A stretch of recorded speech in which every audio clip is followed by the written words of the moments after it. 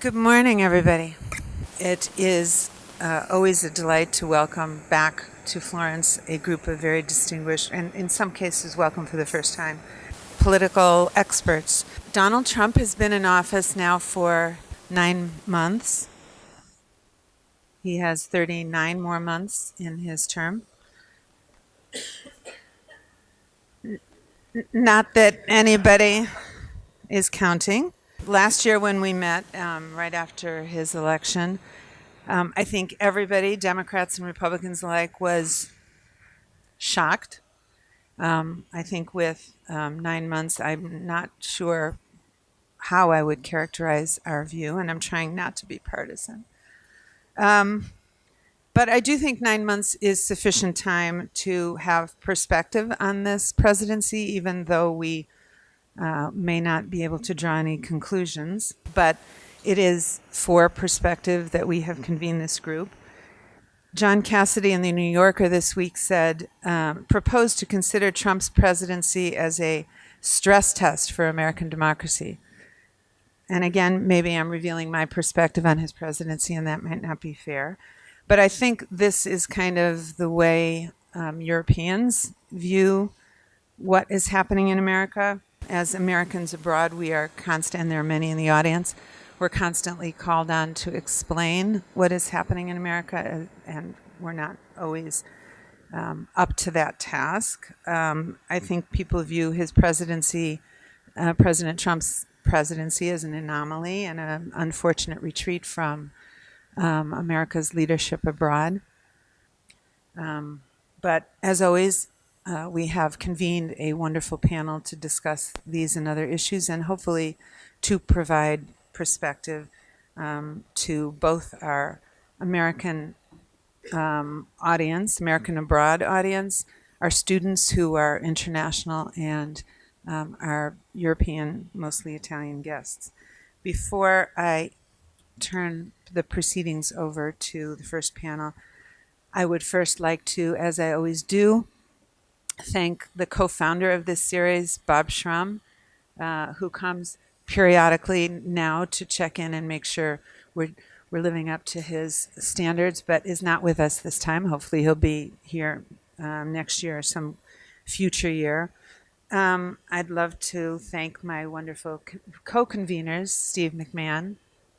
As always, he is a great friend and a very worthy successor to Bob Schrum. And to Tom McIntyre, who's someplace in the back. Hi there, Tom. And Steve Hoyer, who, without whom, most of this would not proceed comfortably. And then I have the great pleasure to introduce Christina Giacchi. Christina is the deputy mayor of the city of Florence and a great friend of NYU Florence. Christina, would you like to say a few words?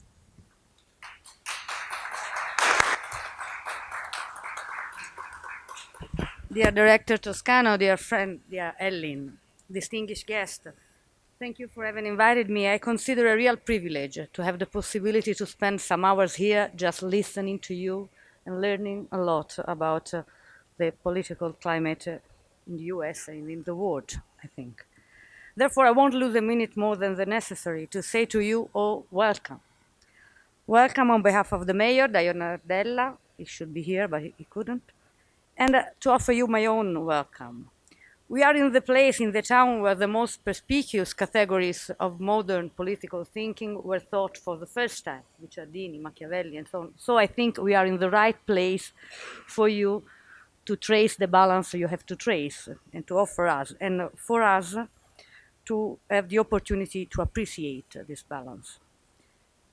So I hope, I'm sure, that Florence, not only with its history, but also with its beauty, will be able to inspire you and to inspire us. So welcome to Florence, as I will say, buon lavoro.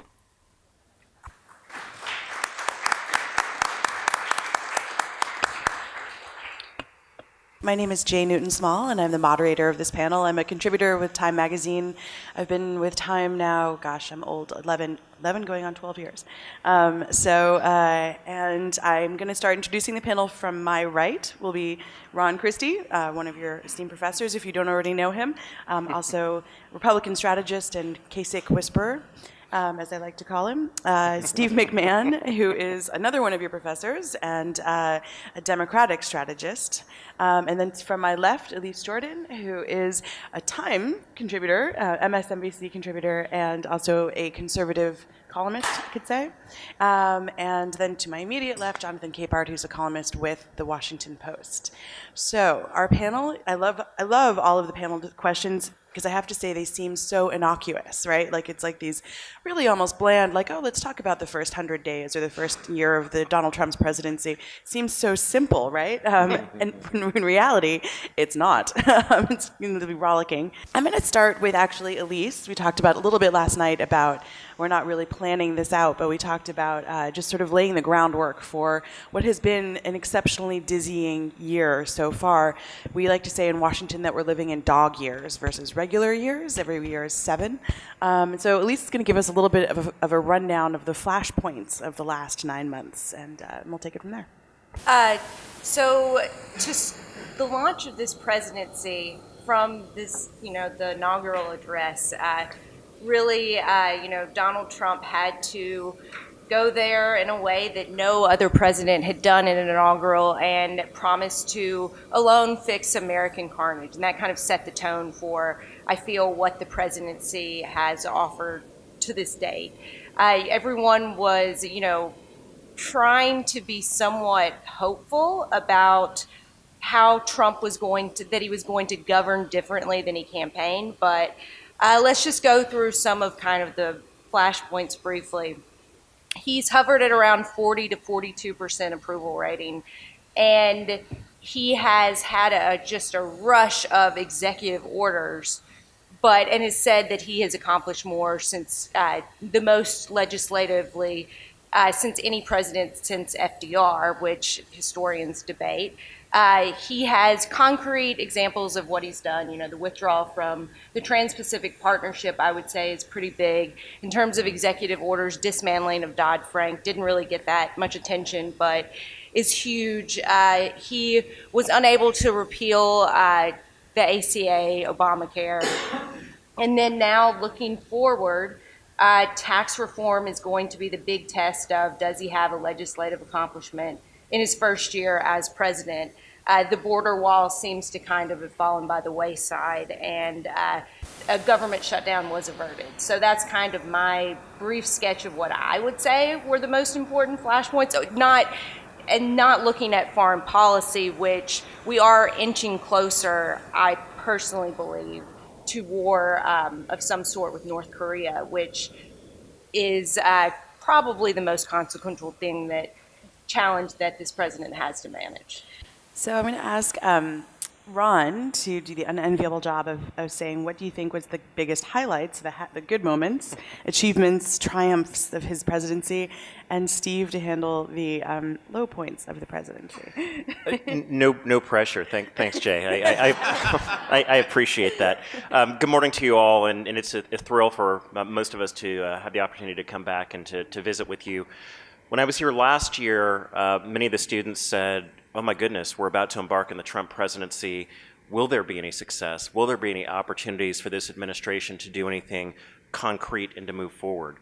From a strictly, is the executive branch doing anything perspective, I would say that they are. I would say that through executive action, he has, let me say this.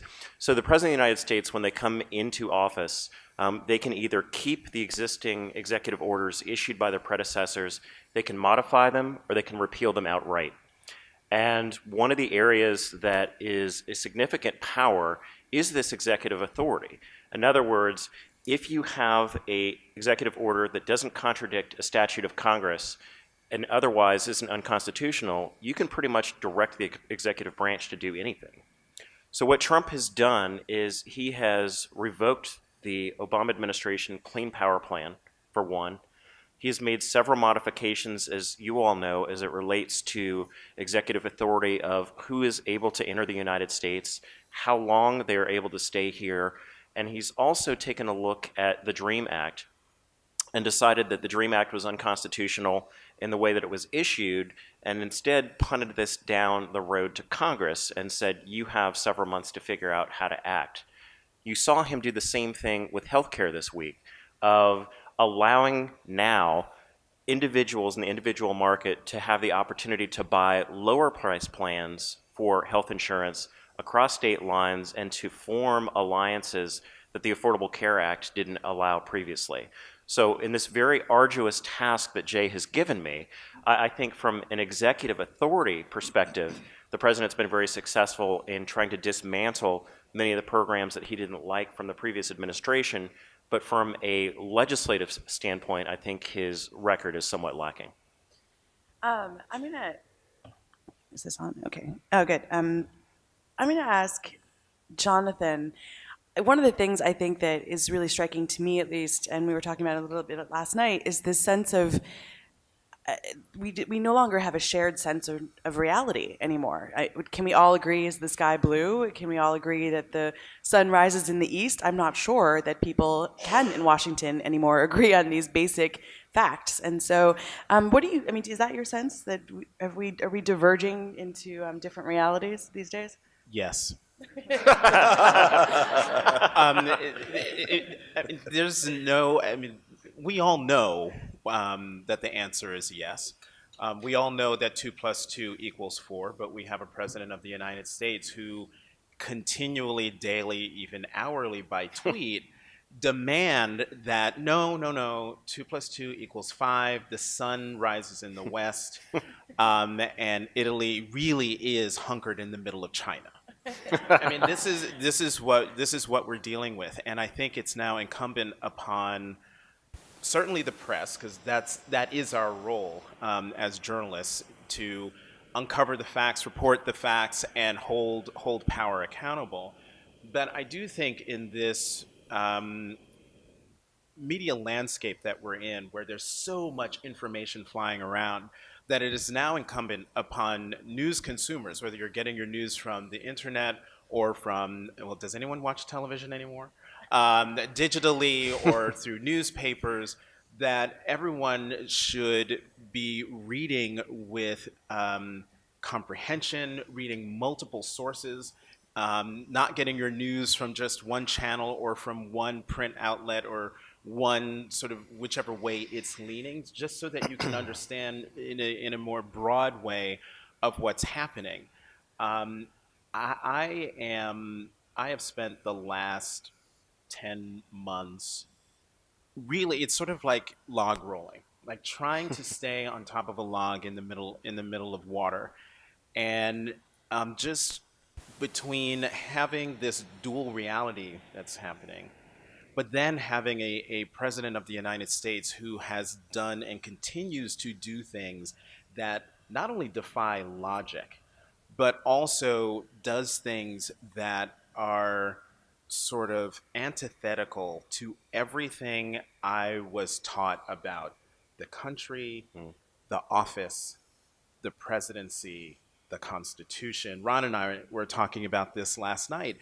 You know, I grew up with Ronald Reagan in the White House, George H.W. Bush in the White House. I was an adult when George W. Bush was in the White House. And as I said to Ron last night, everything I know about the presidency, about what it means to revere flag and country, I learn because of Republicans, and certainly because of the way Republicans used to bash Democrats for seemingly not revering any of those things. And so now we have a Republican president who is antithetical to all those things I was taught by Republicans. So I know I've gotten way off field, way off track from what you were talking about, but if I don't say that right now, I'll explode. I would not want you to feel kept in and pent up.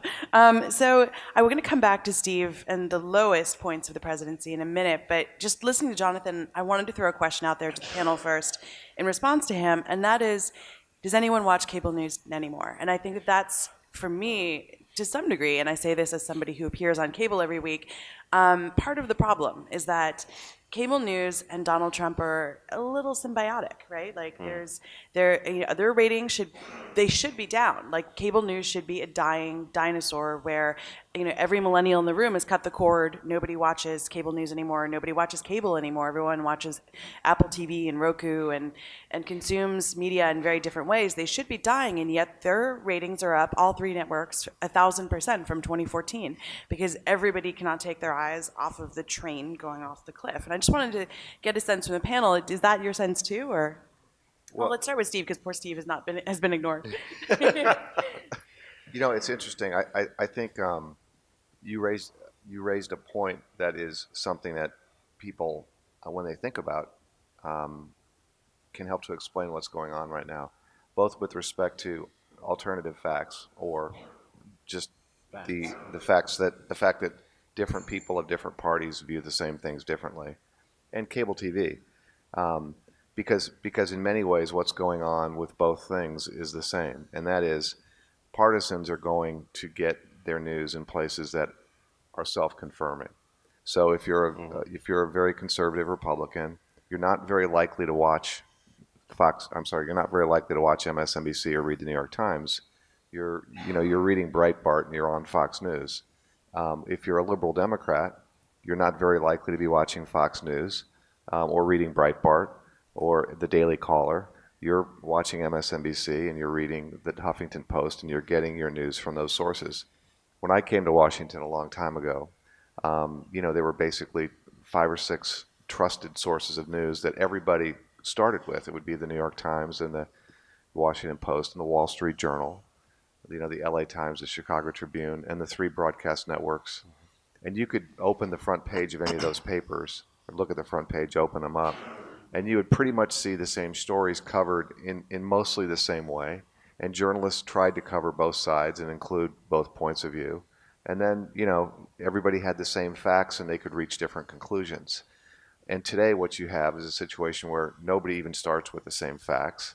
They're not agreed upon. Networks and even to a large degree print outlets today aren't committed to covering both sides either fairly or equally. And journalism and I think civility and political discourse have all suffered as a result. And I don't know what to do about it, but I do think it's a problem. And I think the reason you see the increase in the ratings for cable news is because partisans are going to their corner to get their talking points from cable news. If you're a Trump supporter and a Trump defender, the best place to get your talking points is Fox News. And if you're a Trump critic and somebody who wants to go to cocktail parties or speak among your friends about all the things Trump is doing wrong, a really good place to get that information is from MSNBC. And poor CNN is trying to figure out what it is. Because on the one hand, it wants to be sort of a little bit more down the middle. I don't think Republicans view CNN as being down the middle. They think it's left. See? But I think CNN is actually a place where, in my view, it lands a little bit more in the middle. Of course, it skews a little left, but that's middle enough for me because I'm a Democrat, right? Hence proving the point. I think that's a great broad overview of where we are with media and both sides, just reflecting based on what they want to hear and reinforcing. But particularly with this presidency, the problem is that the president himself is obsessed with cable news. Yeah. And so that is what is driving so much. We're enemy number one, right? Oh, exactly. Unless you're Fox, to be clear. He has a very clear pattern. I'm on one of the morning shows, so started around 6 a.m. and by like 6:30 most days, this president is tweeting about usually something that he's seen on Fox and Friends. It could be as obscure as flag burning was an issue one day in late January, right after he became president, just because it was a segment on Fox and Friends. But he takes that, and that's what really drives the discussion throughout the day on most days. the combination of the cable news and what he's ingesting and then what he's tweeting about. And this is something he has, numerous people who have visited the West Wing have found him in the side office of the Oval watching DVR'd episodes of different programs. He does this at night when he goes back. I think that the new Chief of Staff, John Kelly, has tried to limit the intake of cable news, but it is the most profound influence on this president. And commentators also, you look at who he is appointing to various positions, he's appointing cable news analysts to, one to be ambassador to Germany. You look at KT McFarland is Deputy National Security Advisor. John Bolton is influential with his foreign policy simply because he's used to seeing him on television over the course of years on Fox News. So I really don't think that you can understate cable news as actually driving policy, because it is how the president informs himself. He does not like long policy briefings. He likes watching cable news. And to add to that, it's not only that the president is watching cable news and that influences policy, but that's how people on the president's staff and friends and influencers talk to the president. If they need to get a message to him and want to make sure that he hears it, they will go on Fox television, or they will go to a publication and give quotes to the press, either blindly or on the record, just to get a message to him, which I think also plays an audience of one. And it's very destructive, because sometimes it doesn't matter what the actual truth is. They're trying to weaponize their television appearance to curry favor with the president, and it's incredibly destructive to the environment of truth in the country. Let me add to what my two friends just said a moment ago, because it's really a remarkable phenomenon that we're in. I worked for President George W. Bush, who did not watch cable television, who did not have a television in his study, and got his news source from his advisors. For what Elise and Jonathan just said, we were talking about this last night. The audience of one, I took it upon myself earlier this year, recognizing that the audience of one, if you book yourself on Fox Television, he's watching. And I'm talking specifically about Charlottesville and the aftermath of what happened in Charlottesville. And I sat there with my wife on the first Friday night, and I said, I cannot believe the President of the United States has a son-in-law who is Jewish. His daughter is Jewish. His grandkids are Jewish. He said nothing Friday night. He said nothing Saturday night. And so all of us, of course, are on television, and you don't want to try to book yourself. So I thought, this is ridiculous. I'm going to call Fox and get myself booked on their evening program so I can send a message. So I got on and I said, where's the President of the United States? It's disgraceful that he hasn't spoken out. It's upsetting that he hasn't gone out and said, this is not who we are as Americans. This is not who we are as a society, and to condemn in the strongest terms what was going on in Charlottesville. What do I get on Sunday morning but a telephone call? Hi, Ron.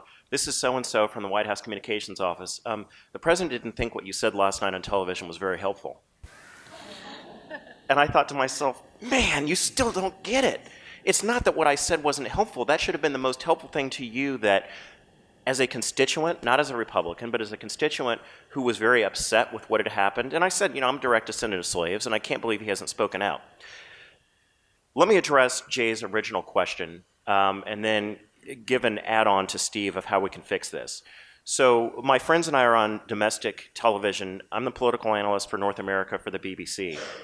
And I can tell you that the consumption of cable in Europe and in Russia and in the Far East of what's going on in the United States is off the charts. It is, they cannot understand not only how we elected Donald Trump to be our president, but they can't understand how, in fact, Americans are dealing with this phenomenon. And I say this as a Republican, I say this as one who is a proud member of the GOP, and I find myself on television defending the president all the time, like, well, Republicans are crazy and Americans are crazy. It's like, no, we're not crazy as Americans.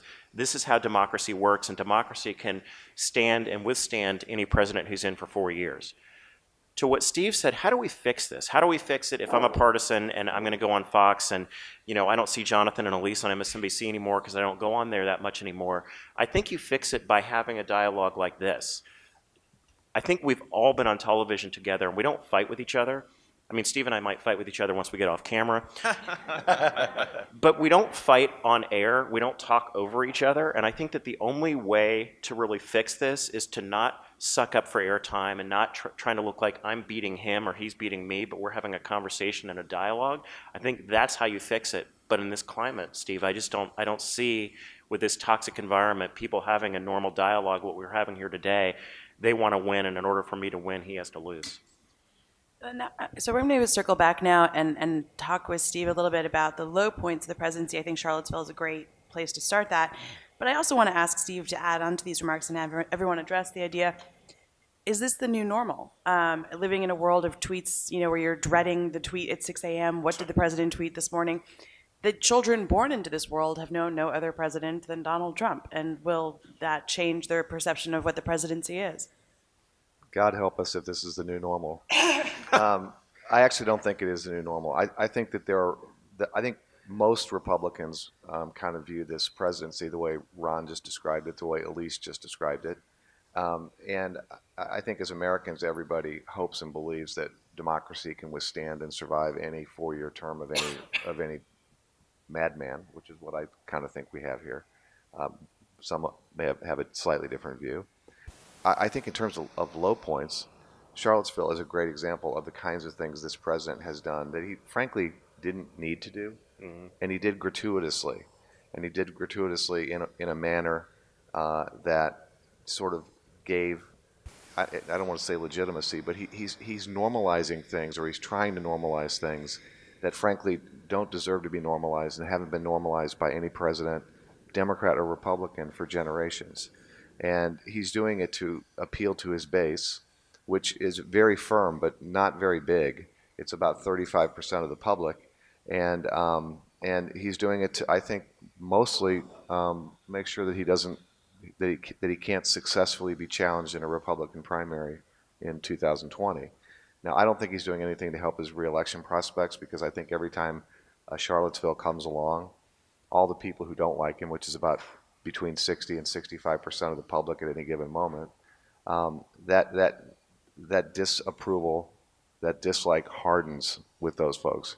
One of the things you saw with Barack Obama in 2010, even after he lost, the Democrats lost a huge number of seats, and Obama's popularity got into the 40s, was the people who didn't like him mostly because they were disappointed, because they expected more, they hoped for more, they'd voted for something that they didn't feel like they were getting.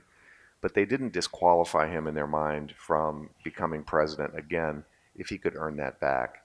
I think everything Trump is doing is actually helping to further disqualify him with the 60% of the people who don't really like him at all. And it becomes kind of self-confirming. I don't like him, and that's why. He did that, and that's why I don't like him. I mean, it just becomes like an endless cycle or an endless loop. I don't think it's normal. I don't think most Americans view it as normal. I don't think most Republicans view it as normal. And the one thing that surprises me, and I hope to start seeing it soon, is the number of Republicans in the Senate and in the House who don't call him out on things more regularly. These people are patriots. They're thoughtful. They love their country. They believe in democracy, and they tolerate things that I find repugnant. And they defend things. Well, actually, they don't defend him often. They mostly ignore him, but they don't call him out. And when you're silent in the face of things that are repugnant, it says something about you. And if too many people are too silent for too long, it starts to say something about the party, which I don't frankly think the party deserves. Donald Trump is the leader of the party, but Donald Trump is not the Republican Party. And I think the sooner Republicans recognize that and start to say that more broadly, the better. And if they don't, I think it's going to be a problem. I just saw today, there's a new, and I didn't see the source, but it was reported, I think, in Axios or somewhere, there's a new generic ballot that has Democrats ahead by 15 points. If that's the case, 2018 is going to be a horror show for Republicans. Now, it could change, but if Republicans don't change that number, and if that number is right, it's going to be a bloodbath in 2018. Anyone else want to talk about the new normal? Oh, Ron, were you going to? No, Jonathan, go ahead. I would like to believe and be with Steve that this is not the new normal. But we went through that last presidential campaign where we had a Republican nominee who did all the things and then some conventional wisdom said would be disqualifying to be president of the United States, and yet he was elected. And so I've given up on trying to decide what's the new normal, predict the future, because we can't. The NBC Wall Street Journal did a poll last month, late last month, that to me explains a lot about why the president does what he does. And this poll did something rather interesting, which I haven't seen in other places. And if it has happened in other places, let me know, because I'm going to keep following this. What they did was they teased out party supporters, meaning Republican Party supporters, from Trump supporters. And they broke it out over, I think it was like 10 questions, from immigration, Obamacare. But the first one, to me, was the most important one, and that was Trump's job approval rating. His job approval rating among party supporters was 84%. That's huge. If you're president of the United States, you would love to have that kind of enthusiasm from your party. His approval rating among Trump supporters is 99%. If you want to understand why President Trump always seems to be playing to his base, to me, that is the number to keep in mind and to understand. This is a president who is watching cable television, who loves the applause from the crowd. He wants to be loved by his supporters. And so when you know that and know that he's appealing for the applause from the people who support him, then that number tells it all. I think I would add to the low point in President Trump's tenure so far, and which seems to be now the new normal, is the president's fights with people. And particularly, and this is front of mind for me now, members of the military. We saw him attack Senator John McCain, war hero, former prisoner of war, United States Senator, GOP presidential nominee in 2008, and then candidate Trump said he wasn't a hero because he likes people who weren't captured. Then fast forward to the Democratic convention, and the Khan family gives this speech, and he attacks them mercilessly for a week or two. And now we have the situation with LaDavid Johnson, who is among the 4 members of the military who were killed in Niger, and the back and forth between the president and Sergeant Johnson's widow about what he said on the phone call. And it seems that the new normal is to fight with military, but also the new normal is to not apologize when getting something wrong. And I think the most egregious part of this new normal is a woeful lack of empathy on the part of the president, where no empathy for a widow, no empathy for grieving Gold Star family, no empathy for the people of Puerto Rico, no empathy, it seems, for anyone who is hurt or in trouble or in danger, when at the moment when they are at their most vulnerable and weakest is when you would want that empathy to come from the President of the United States. And right now, the new normal says, don't look to the Oval Office for that. But Jonathan, I'm sorry. I wasn't trying to suggest that the new normal wasn't the new normal for Trump, because I completely believe this is the path Trump is on and he's not going to change. I'm hopeful, though, that the new normal for Donald Trump doesn't become and won't become normalized for either the Republican Party or for anybody else in politics or government, because if it does, then everything that we've all learned about democracy and politics and government has just been wrong. I completely agree with you, though. This normal for Donald Trump is his normal. It's not new. It's going to continue. I'm hopeful still that more and more Republicans will call him out on it more frequently and not let their party be branded by this, because frankly, in America, we need two functioning, strong political parties. And if the Republican Party follows Donald Trump down the rat hole, we're probably going to have two versions of some Republican Party, neither of which will be as functioning or as strong as I think you need in a democracy. Elise, you want to respond? Well, the only point that I disagree with of yours is you're a little too optimistic, I think, that we are going to, Oh gosh. that we're necessarily going to be able to move beyond some of the more unseemly behavior. Because I get upset as someone who worked in the Bush White House, and I'm sure Ron could also speak to this, the destruction of norms about how people in the executive branch should behave and conduct themselves on official business. You look at the patronage system and how this is essentially a kleptocracy on some level, of the president owning and operating a hotel in downtown Washington, D.C. that he couldn't, rate for the room was $200 before he got elected, and now it's the most expensive hotel in Washington, and the profits have just massively overplayed what the Trump Corporation themselves had predicted that it was going to make. And so you've got the son-in-law, you've got the daughter, you've got all of these rules that existed that we thought were actually rules but are more norms. And how do you turn that back when the next entourage comes in and they're going to be able to say, well, they did it, and if it isn't actually a rule, I think that that's going to be very difficult for the country to recover, just, the dignity of how people should behave as a public servant, that if you're a cabinet secretary, you shouldn't be flying private everywhere. I'm very concerned about that. And to pick up on Elise's point, I remember when I was sworn in as a special assistant to President Bush, and Andy Card, our chief of staff, said, there's one important thing that you need to recognize about this job. Number one, the first thing you need to do when you go back to your office is write your resignation letter, sign it, don't date it, bring it back, and I'll put it in the safe. And the reason that you do that is that you serve at the pleasure of the President of the United States for the time being. And both the pleasure and the time could end before you want it to. And you recognize at that very moment that you get sworn in that it's not about you. It's about service, it's about the American people, and it's about doing your job.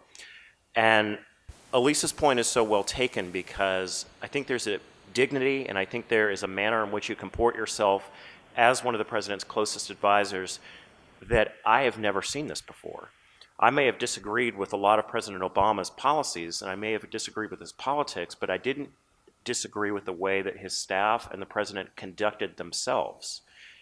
And having family members in the West Wing of the White House who have very significant portfolios is truly unprecedented. I mean, we've never seen this before. The closest we saw was Bobby Kennedy, of course, being the Attorney General, but at least you could understand, well, that's the president's brother, he did get elected. But having Ivanka and having Jared in the White House, in the West Wing, I've never seen such a thing. And listening to my friends who are in the White House, they're not quite sure what to do. Do you anger the president's daughter? Yeah. One response, The ghost of Ivanka. I think that was a sign from above. Yeah. Todd, I think they're coming to get me. Do you anger the president's daughter? Do you anger the president's son-in-law? And at what consequence? And are you serving them because you're afraid of what they will do to you? Or are you serving the country? And so my unsolicited advice to this administration, they call me a fair amount and they ask my opinion and I give my advice and they immediately ignore it. But what I find is the new normal for this administration is fealty to family, fealty to the president, but is it fealty to the country? And I would like to believe that the answer to that is yes, but thus far I can't conclusively say that to be true.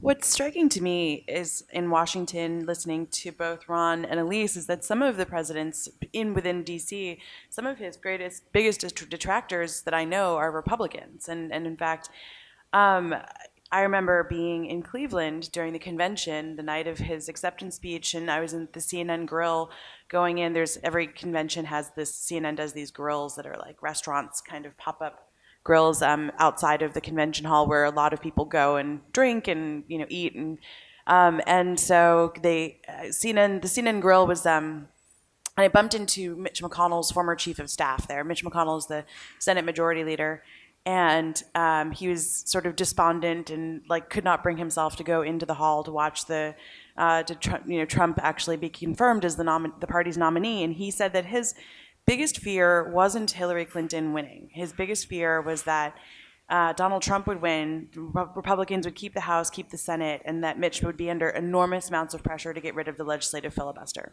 because he would be the last thing standing between, Republicans really ramming a ton of things through. And so looking at this last week where Mitch McConnell and Donald Trump had a kumbaya moment where they held hands in a press conference, and even though Donald Trump has spent the better part of the last 9 months really flaying Mitch McConnell, for not being effective enough, we're criticizing him for doing exactly that, not getting rid of the legislative filibuster.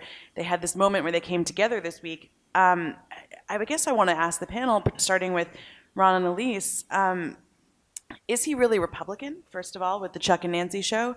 And secondly, can he really work with Republicans in Washington? No. I think Donald Trump represents Donald Trump. And Donald Trump won the presidency by beating 16 other candidates. But do I believe he's a Republican? Do I believe he believes in the philosophy of a smaller federal government, strong national defense, promoting economic growth? I think he thinks that he does. But this is someone who, up until very recently, was a registered Democrat. To answer the second part of your question, Jay, I think that we're at a very pivotal moment in October, heading into November. And I say that from the standpoint of looking at my friends who are elected representatives in the House and in the Senate. And they are at a very critical point of, do I stay, do I retire, or can I work with him? And you're starting to see people like Charlie Dent, a very well-respected representative from right outside of Philadelphia, say, you know what, I'm going to pack it in, I'm going to retire. And you're starting to see Republicans say to themselves, is it worth it for me? And you look at Senator Corker from Tennessee, the chairman of the Senate Foreign Relations Committee, who has announced his retirement. There are a lot of people that I talk to who say, I don't know that I can handle 3 more years of this. I don't know whether it's worth it to try to work with this president, so I might hit the ripcord and the parachute and bail out. In a year that traditionally we should clean up in the United States Senate, with the Democrats having a majority of the seats that are open and us not having nearly as many to defend, now we're having to defend the prospect that Steve Bannon wants to primary every single Republican who's up next year, with the exception of Ted Cruz in Texas. So I don't know if Republicans can work with the president. We've seen their inability to do so on the health care bill. We've seen a logjam in the tax reform bill. If they can't get tax reform done, if they can't get health care done after promising 7 years they're going to do that, I don't know that they can accomplish anything, at least in this heading into the midterm. But I'm interested, Steve, your thought. Let's let Elise go first. I'm sorry, Elise.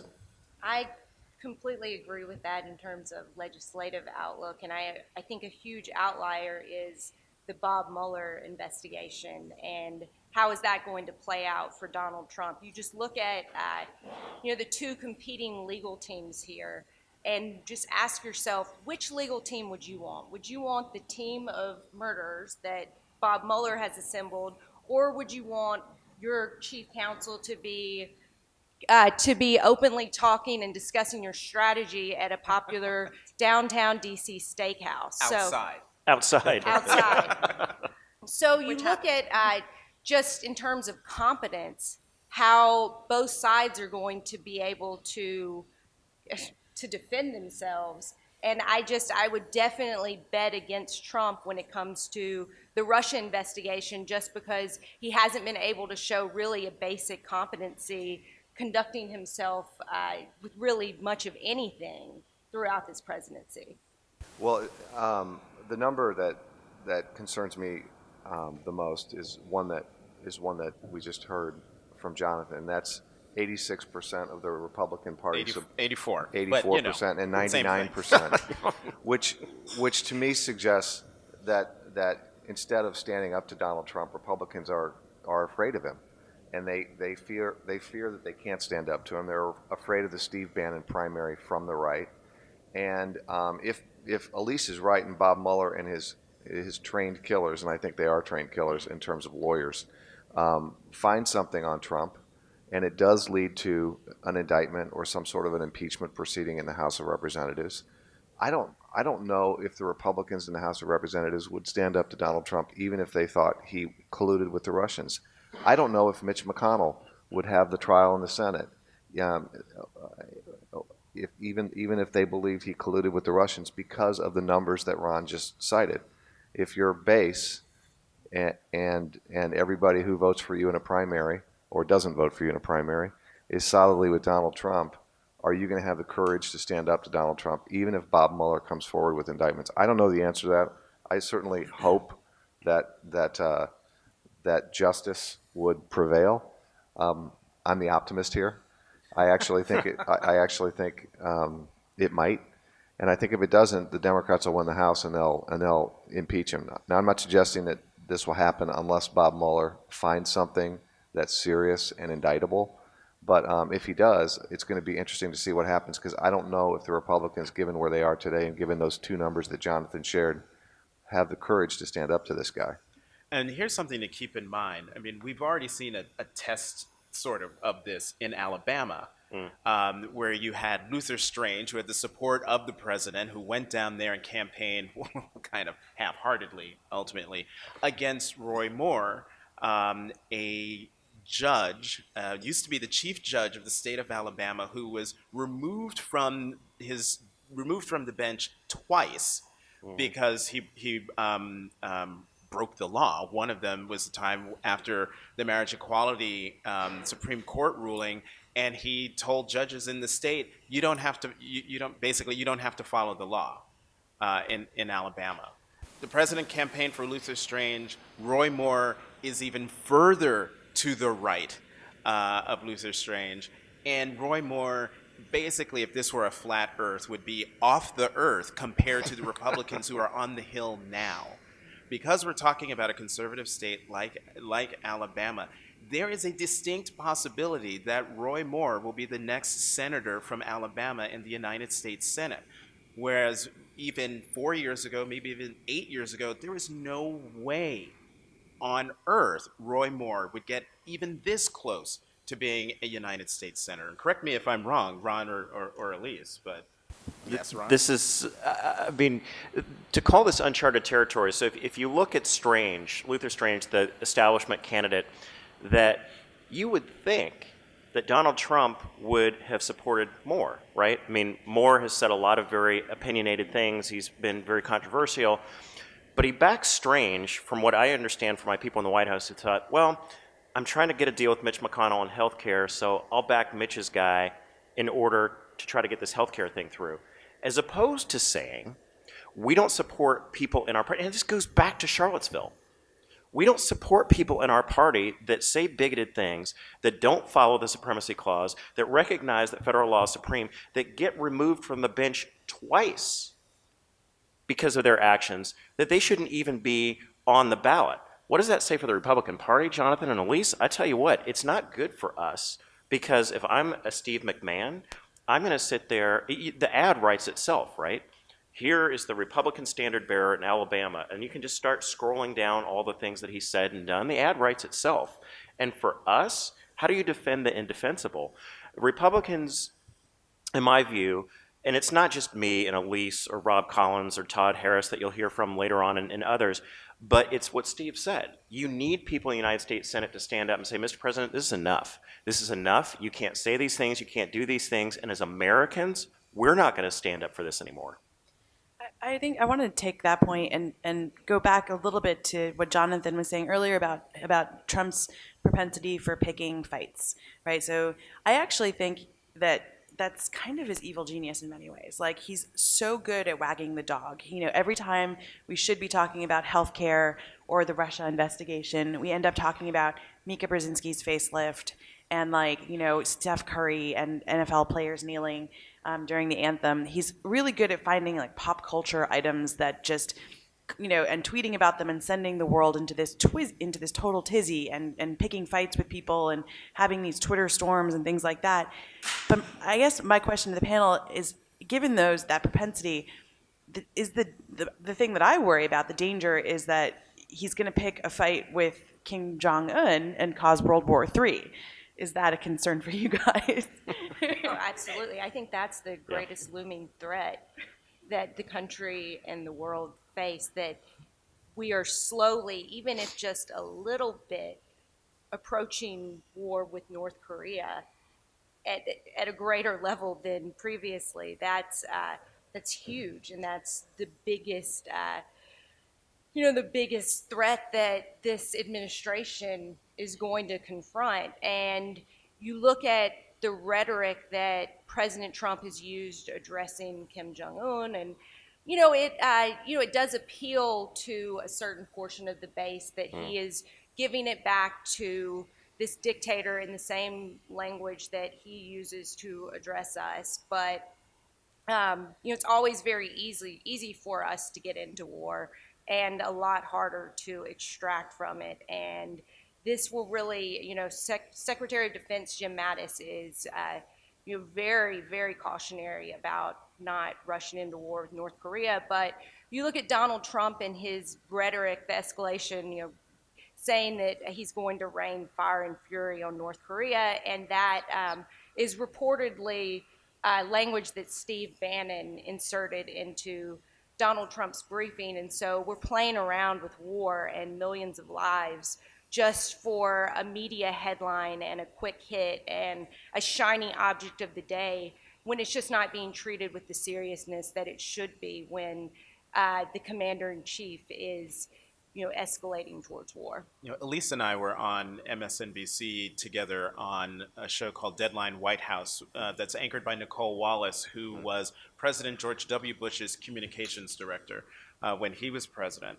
And it was right when President Trump tweeted out the fire and fury tweet that happened when we were on the show. We were supposed to talk about about North Korea, but then move on to other topics. And then that tweet came out, and we spent the entire show talking about what was happening. And I remember, at least you and I were talking, we were all talking during the commercial break and on the show, just how frightening this new fight was, because we had not seen it before. And that was before he started calling the president started calling Kim Jong-un Little Rocket Man and Rocket Man and things like that. And I remember turning to you and thinking, this is bananas. We've got two seemingly irrational leaders of countries tweeting at each other. And I think, at least you said to me, no. What you have to understand is Kim Jong-un is very rational, because for him, it's about maintaining his hold on power.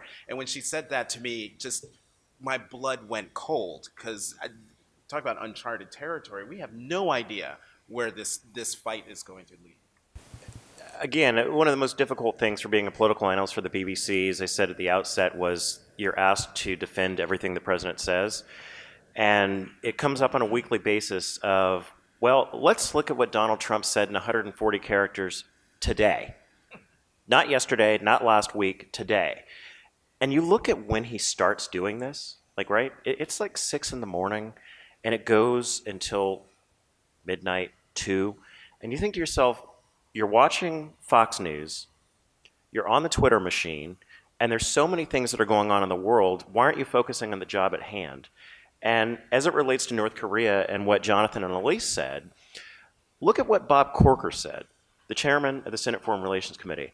He believes the president is potentially taking us on a path of escalation and a path of war based on tweets. Can you believe that? If I were Bob Corker, and he's got 15 some odd months left, why don't you hold a hearing in the Senate Foreign Relations Committee and say specifically how are the president's tweets putting us in a position where we are more likely to go to war than not? This is how Republicans and Democrats and our elected officials can actually stand up and say, let's have a little accountability, let's have a little sunshine, let's make sure that the president is using his Article 2 powers, very, very extreme powers that he has as president, as commander-in-chief, not to take us in an escalation, not to take us in a path of war. But as you've heard from my fellow panelists, it doesn't seem that the politicians who are elected on either side of the political spectrum really hold him to task. Well, I can't be an optimist on this one, because I agree with what everyone said. I also think that Kim Jong-il is is very rational. He is all about hanging on to power. And in his culture, insults are probably one of the worst things the president can hurl at him because he's so proud and hanging on to his power depends upon people thinking of him a certain way. So I think it's extremely dangerous what the president is doing. And it horrifies me not only that he's doing it, but that Twitter might actually increase the number of characters from 140 to 280, and which that was a joke, everybody. No, seriously, Twitter announced recently that they may double the number of characters that you can use. Which imagine what Donald Trump would do with 280 characters at a time. I guess, given the tone of the panel, it's all sort of very bleak and depressing. Last week, Steve Bannon, the president's former political advisor and now head of Breitbart News, said that he actually thought that the president only had a 30% chance of completing his term. That he thought that the enemies of the president would invoke the 25th Amendment, which, if you don't know what the 25th Amendment is, there is a clause in it which says that the cabinet, with the vice president, could actually vote to remove the president if they see him as unfit. So you don't even need to go to impeachment. You can just use the 25th Amendment. He thought that the 25th Amendment would be invoked by the president's enemies and that Trump would not survive. I guess I kind of want to ask the panel, what odds do you give the president surviving, and how do you think, if 25th Amendment or another way in which he might go? Who wants to start? Okay, I'll start. So I asked this question of Harvard law professor Lawrence Tribe about this 25th Amendment question, because in the United States, everyone is seemingly putting all of their hope into the basket of the majority of the cabinet will come together and they'll remove him from office. And Professor Tribe told me two things that should give everyone a bit of pause on putting all their hope in that. One, it's a question, so it's a majority of the cabinet, but there is a question of who in the cabinet can actually vote on this. There are acting secretaries, and then there are secretaries who've been fully confirmed and voted on by the Senate. Right now, according to Professor Tribe, it seems as though only the Senate-confirmed secretaries can vote. So that's Betsy DeVos at Education, Wilbur Ross at Commerce, Mattis at Pentagon, Rex Tillerson at State, Mnuchin at Treasury, and Zinke, but who's acting? There are acting secretaries at Homeland Security and one HHS, Health and Human Services. So they're and EPA. So there are those. There's that question. The other thing to keep in mind is the 25th Amendment is not a permanent solution. It is temporary. It is temporary. The president can only be removed for a certain amount of time. And so what Professor Tribe was saying to me was that if anyone wants to remove President Trump from office, impeachment is the permanent way to do it, and these quote unquote better way to do it. But I would just throw out the other caution is that if you remove President Trump, you get President Pence, and that's a whole other conversation. Guys, come on. It's not going to happen, right? Let's just call this what it is. The 25th Amendment is not going to be invoked by the president's cabinet to say that he is temporarily incapacitated. This is one of these, see, now I get to be a partisan. This is one of these things that partisans love to sit and drool on cable television, go, the 25th Amendment, we can get him, get Trump. It's not going to happen. His cabinet's not going to do it. His cabinet thinks he's doing a fantastic job. They don't think he's incapacitated. They want to see more of what the president's doing, not less. Do you think Rex Tillerson thinks he's doing a fantastic? He called him a moron. I think Rex Tillerson will be gone by the end of the year, but it only goes to Jonathan's point. Then you're going to have an acting secretary, and recognize that the Secretary of State is the most senior member of the president's cabinet. The Secretary of the Treasury is the next most senior. The Mnuchin is not going to vote for the 25th Amendment, folks. So I hate to dash some hopeful dreams of sugar plums and Democrats' hope for removing Trump this way. It ain't going to happen. I tend to agree with that, and I think that it's just kind of fantasy land for people to bandy it around instead of dealing with the reality of the rest of this presidency and containing the possible destruction that Donald Trump causes to to our national institutions, but also just international chaos and hopefully preventing war with North Korea. Uh, it it really is just, it's staggering though that this is where the conversation is, and that so many people can get really energized by the possibility of invoking the 25th. But you go back though again, and this is almost just as much a media story and a microcosm of this presidency and how it drives the national debate and how it drives what Donald Trump is actually doing, because that was in a Vanity Fair article that Steve Bannon, introduced this possibility. Then Donald Trump gets upset about it. I believe he tweeted about it. I believe that Steve Bannon came back and tried to dispute the article. Donald Trump said it was fake news. So it really was just an example of a former Trump advisor getting himself a lot of attention, which he is very good at and which he's loving in his new self-proclaimed role as rainmaker of the Republican Party, though he doesn't really have anything to show for it, and I predict that it's a bunch of smoke and mirrors. Totally. This is how the business gets done these days in Washington. So I agree with everything that everyone said. I also agree with Steve Bannon that it's possible that Donald Trump's enemies will get him.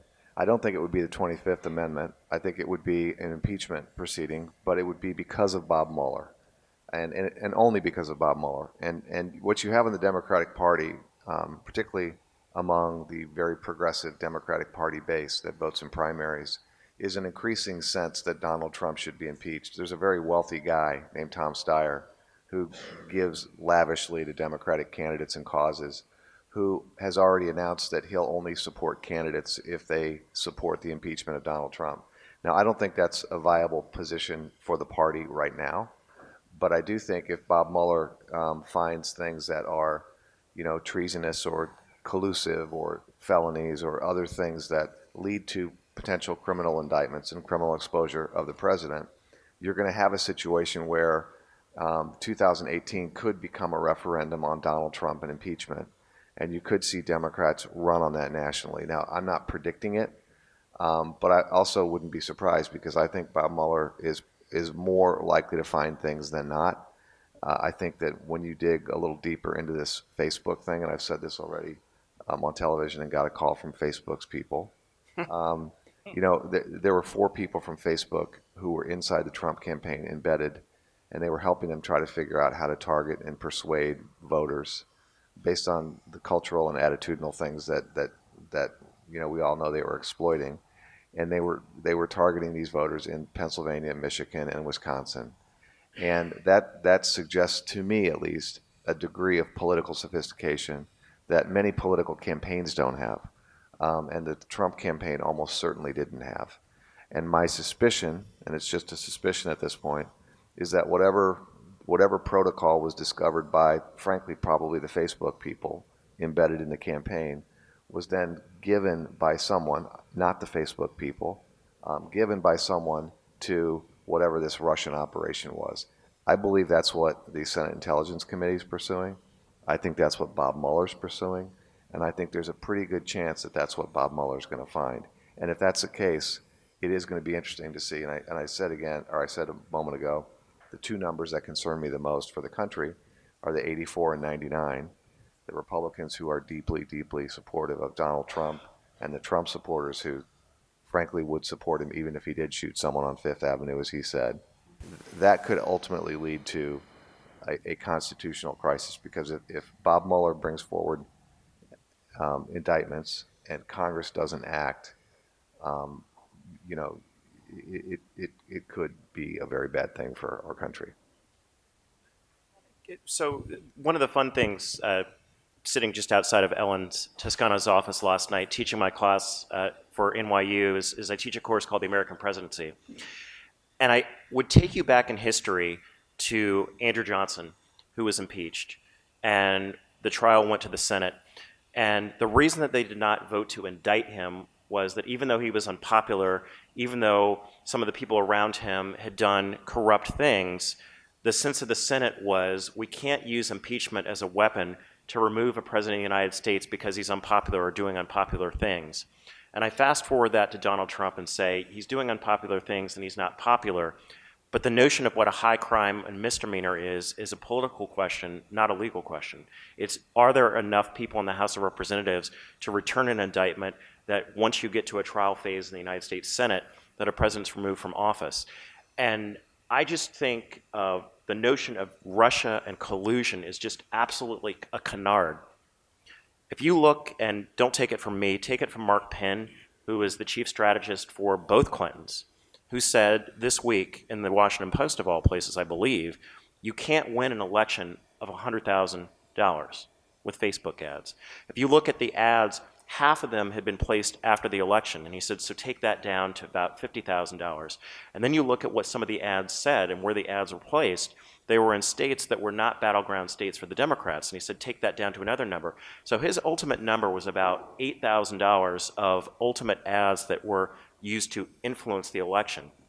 And I look at Doug Thornell and I look at Rob Collins, and these fellows know a whole lot better than I do that you need millions of dollars in points over a consistent amount of time to start moving the needle to influence the election. And so this whole notion that the Russians influenced the election and that therefore the president should be impeached because of it, I think the trial of Andrew Johnson demonstrates to us that politics should not be used as a weapon and weaponized in the House of Representatives to get to a trial in the Senate to remove an unpopular president. The president should only be removed for a high crime and misdemeanor, not public discomfiture. So just to respond quickly, I agree with you, Ron, that they weren't effective. I agree with you that they didn't change the outcome of the election, but that does not mean that they didn't break the law.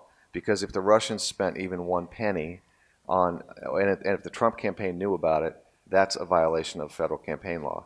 And it may be a small violation, and you might be able to minimize it, and Congress and the Republicans in the Senate might want to minimize it, but it doesn't change the fact. If there was one penny spent by the Russians in a collusive way that the Trump campaign was aware of, that's a violation of the law. And I believe it's a felony, and it's not a felony just for the campaign, for individuals in the campaign that knew about it. The FEC laws are very, very strict on this stuff, and they now attach criminal penalties to individuals and not just political committees. So I don't think the Russians won the election for Donald Trump, and I agree with you that the amount of money that was spent in battleground states might turn out to be relatively small, but that doesn't change the fact that it's still illegal.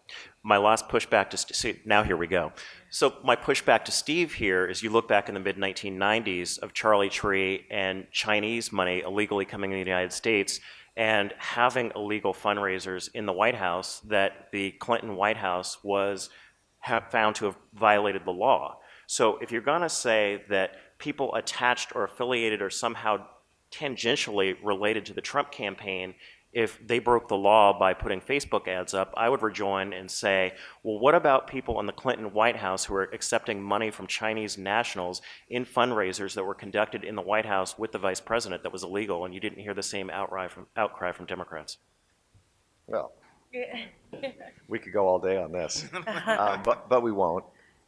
I mean, it's a question. The Clinton question is a question of what they knew at the moment that these were occurring.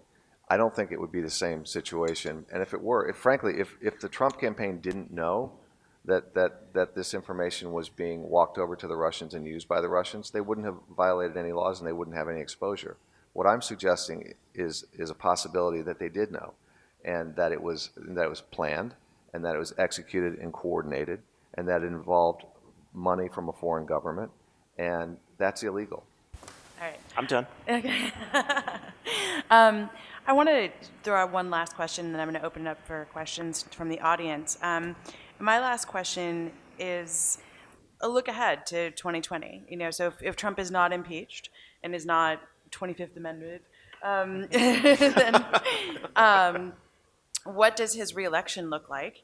Does he get primaried? And has he changed the rules for people looking to run for president, right? So because he's not a lifelong politician, a career politician, the first, I think in a very long time, who wasn't a military man, I think first ever who was not a military man to be elected president, are we going to see a field of completely different candidates running potentially on both sides of the aisle? or are we going, or is the country going to turn more towards a technocrat like next time? So we're going to start on this side, and I am looking at what's happening in the UK as somewhat of a precursor, perhaps, to what we're going to see play out over here. Because you just look at, the Brexit vote, and how elites just weren't expecting it, and Donald Trump in our country, and elites just weren't expecting it, and the polls, the models were off. You look at now how Theresa May just hasn't really been able to deliver with Brexit, and there's so much. She just hasn't delivered on her promises, and the rise of Jeremy Corbyn on the left, and he was considered a joke just over a year ago. And there's a real possibility that he could one day be the prime minister of the UK.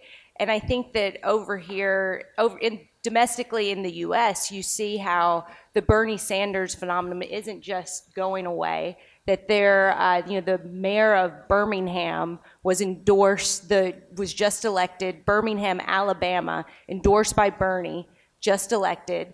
I think that you're seeing a lot of the continued polarization, but if Donald Trump can't deliver and Republicans can't deliver, you've got a base that wasn't supporting Donald Trump because of Republican conservative values. And that's a potent opportunity for progressives in the United States. Before looking at 2020, I'm keeping my eye on 2018. Mm-hmm.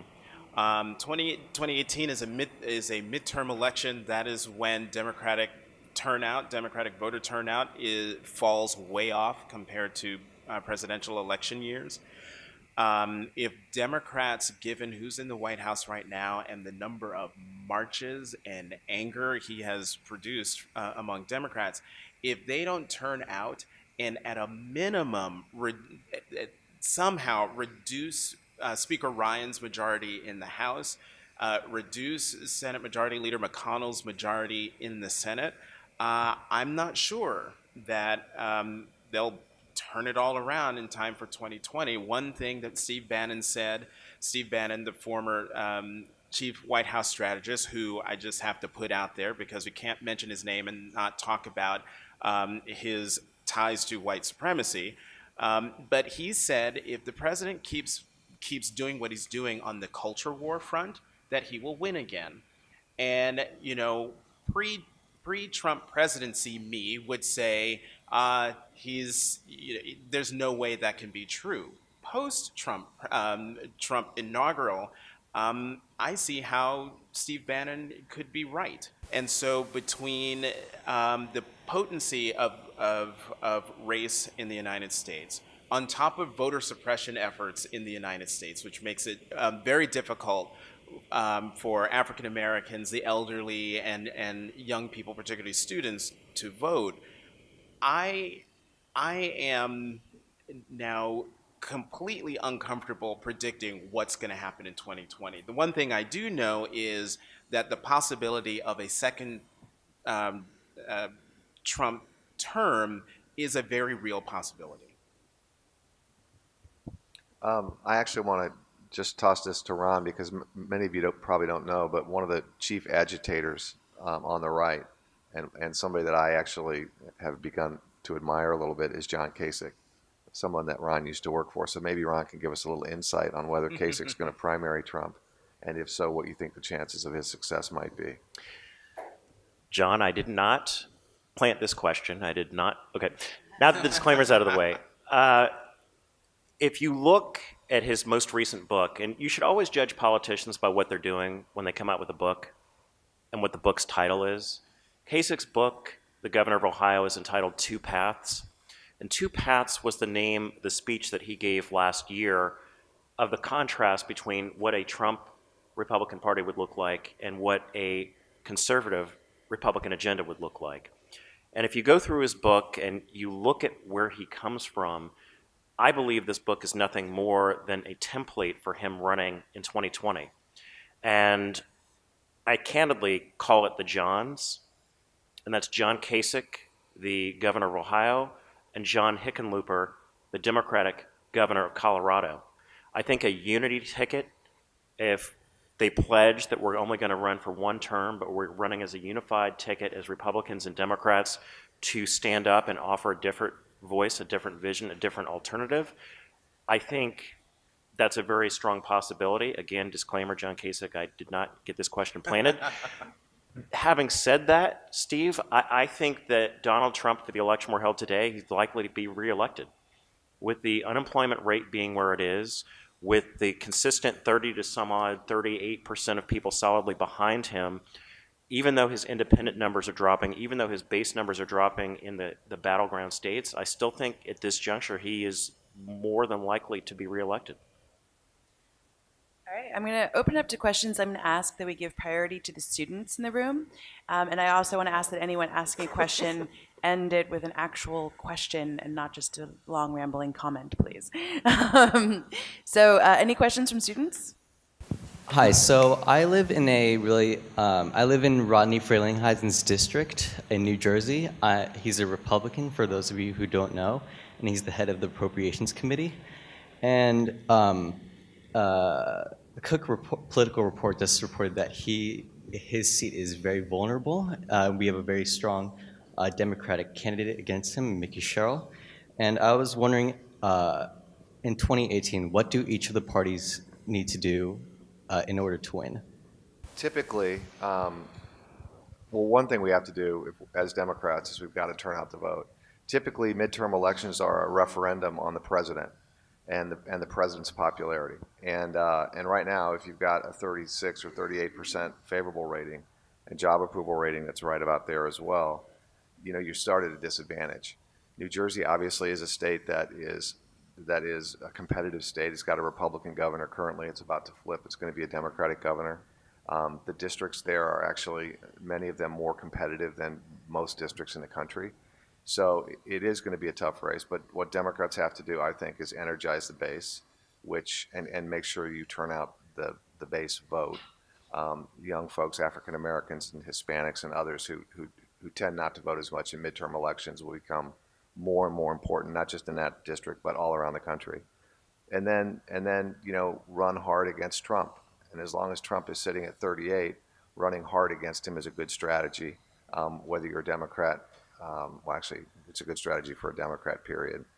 And I think, make the Republicans defend things that they don't want to defend and that, frankly, are indefensible. And to the extent that they defend them, they're hurt.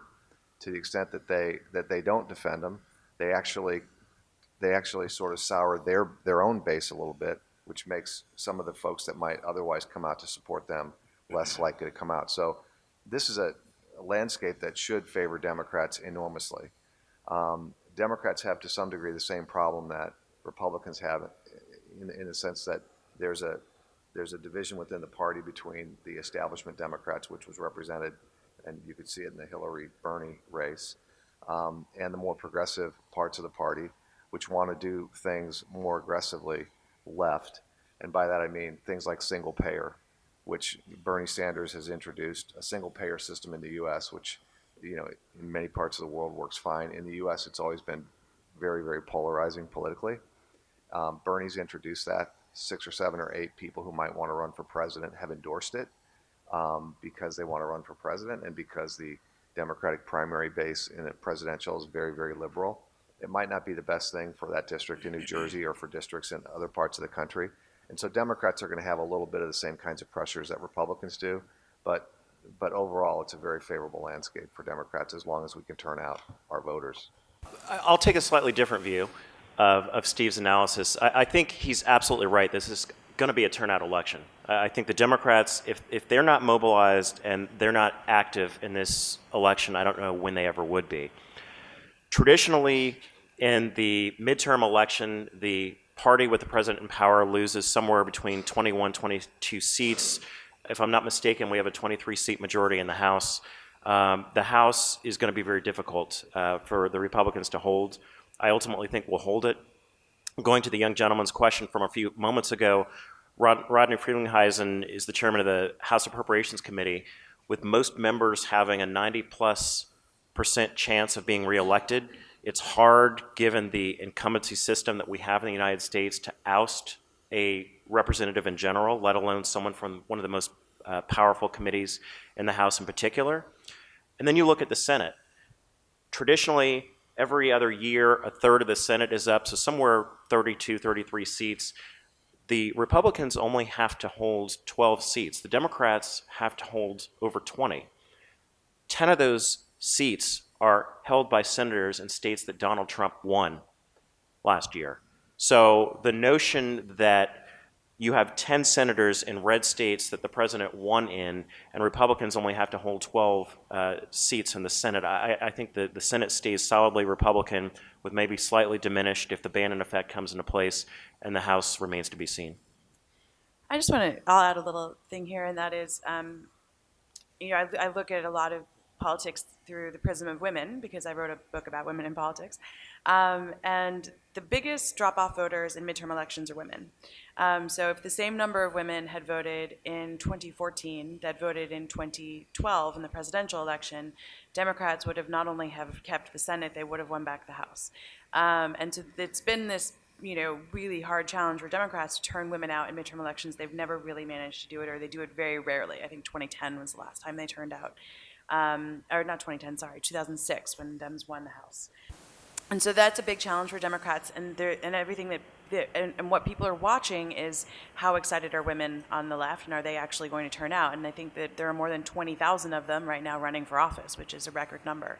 And so if that maintains and continues on, and the women's march movement continues on to be very strong, and they do actually turn out in these elections, then that could be a real game changer this time around for Democrats. Hello.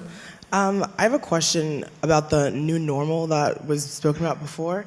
So talking about the president's rhetoric and Twitter fights and, talking about people with disabilities and all these sort of, non-presidential behaviors that we're seeing, what sort of impact is that going to have on American culture and not just American politics, looking toward the future? What sort of mindset is that going to have as we try to bridge the gap between the Steve Bannons of the world and the Bernie Sanders of the world in the States? And then looking toward 2020, what kind of impact is that going to have on the presidential election? Well, your point is what I'm so concerned about, just the degradation of, societal norms and rules of conduct and just general decency and how you treat others. And I think what's happened, though, is that the presidency has really been up on this pedestal as, a standard bearer, an example, as someone whose behavior, her behavior, his behavior is supposed to, reflect the best of our country. And, Donald Trump has just basically kicked it off the pedestal. And I think it is, definitely not a good thing, but I do think that the upside is that we, aren't perhaps being as delusional about what politics really entails and, what kind of powers we're ascribing to a certain office holder. So I think that if anything, civic life has been really reinvigorated at the local level, at the community level. I think people are more conscious about local government than, perhaps they were 10 years ago. So that's a potential upside. So the impact on the culture, I think, is depends on who, other than Senator McCain, will have the courage to step out and criticize the president when Susan Collins and Lisa Murkowski. No. Well, I mean, yeah, yes. But Real Republicans.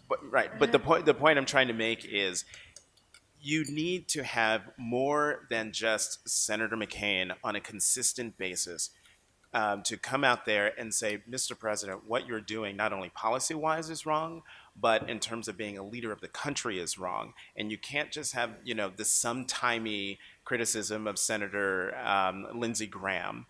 You can't have the criticism of a senator who's already announced that he's retiring to find the courage to say things. I think in order to blunt the cultural impact of a president who likes to pick fights, in order to hear the roar of the crowd, you need to have a lot of people from both parties standing up and sticking up for the certain norms that that ultimately speak to our empathy as a country.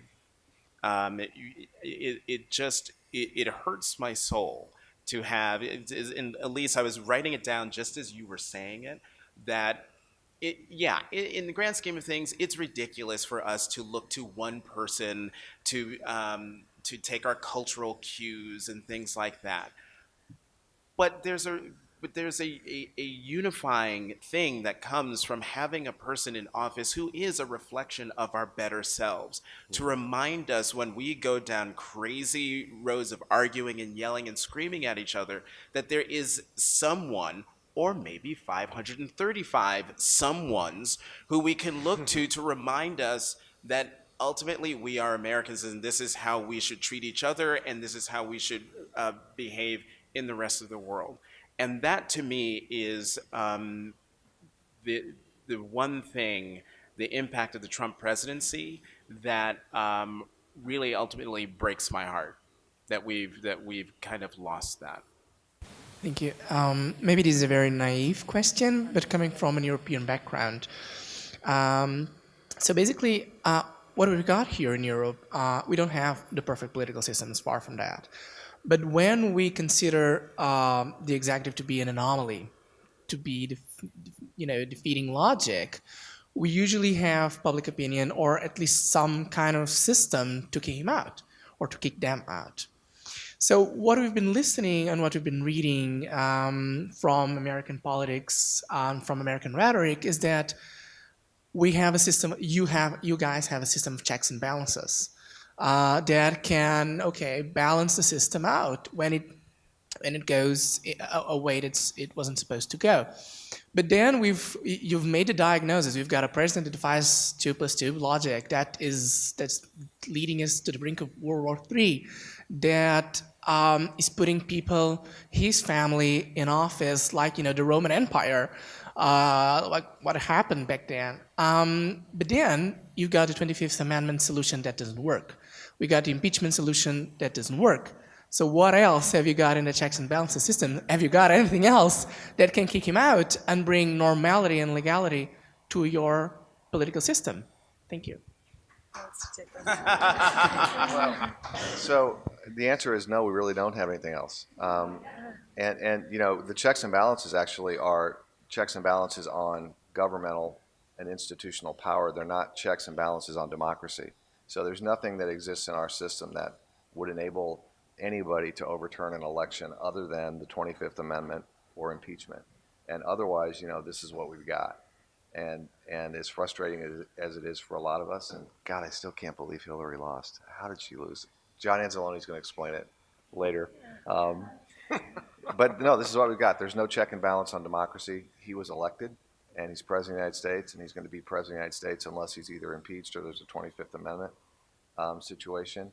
I don't think the latter is at all likely, and I think the former is only somewhat likely.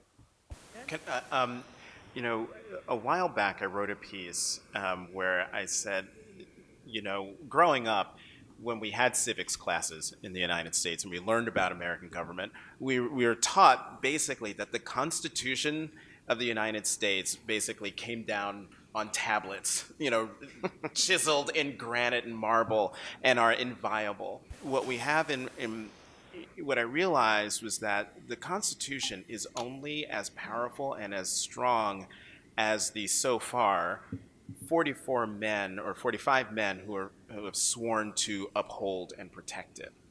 President Trump's 44 predecessors revered the Constitution, protected the Constitution, stood by the Constitution.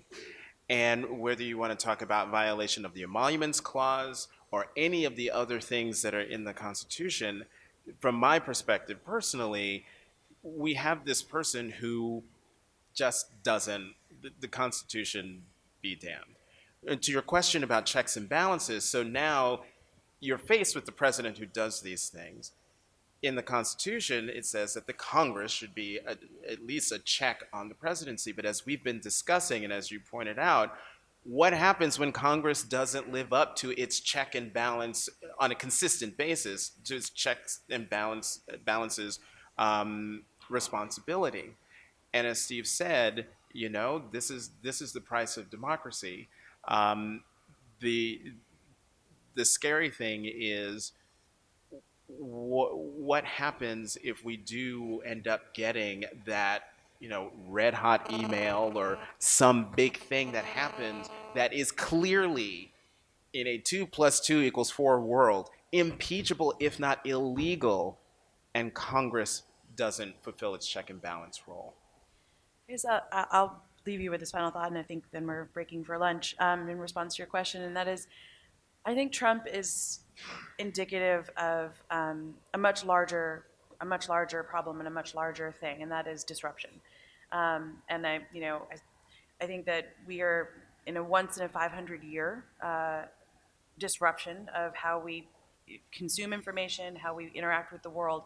500 years ago, you had the Gutenberg press, and that totally changed the modern world. And now that we have these, right? And everybody wants government disrupted at the same pace in which they have disrupted, you know, Uber, ordering a cab, or Airbnb, booking a hotel, doing everything you can on these kinds of smartphones, and technology disrupting everything. And I think that the bureaucracy of the United States government was built quite brilliantly by our founding fathers to be a system of checks and balances, as you said, but it's built to be a very deliberative process that is very slow because they viewed rapid change as akin to tyranny.